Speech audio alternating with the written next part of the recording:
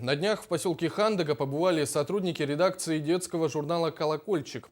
Он издается на территории Якутии уже более четверти века, а его основная аудитория – это дети до 12 лет. С подробностями Нина Ханарова. В Хандыге побывали представители редакции детского республиканского журнала «Колокольчик-Чуранчик». Учрежден этот журнал правительством Республики Саха-Якутия и печатается внутри детского издательства «Кискил» имени Николая Егоровича Мурдинова. Журнал направлен на развитие детей, умение читать, учиться делать что-нибудь своими руками.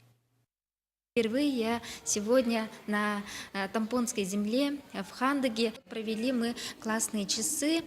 И также в актовом зале у нас прошла очень интересная беседа. Распространяется журнал по всей республике. В рамках журнала проходит очень много конкурсов и различных проектов.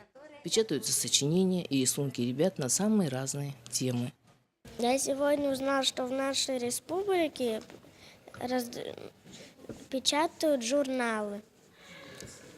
Детский журнал для обучения детей.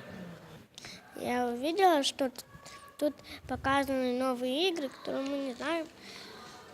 Загадки, ребусы. Хочется обратить внимание родителей, воспитателей и учителей на доступность журнала и помощь во всестороннем развитии наших детей. Нина Ханарова, Джоустан Толстяков, НВК Саха, Хандыга.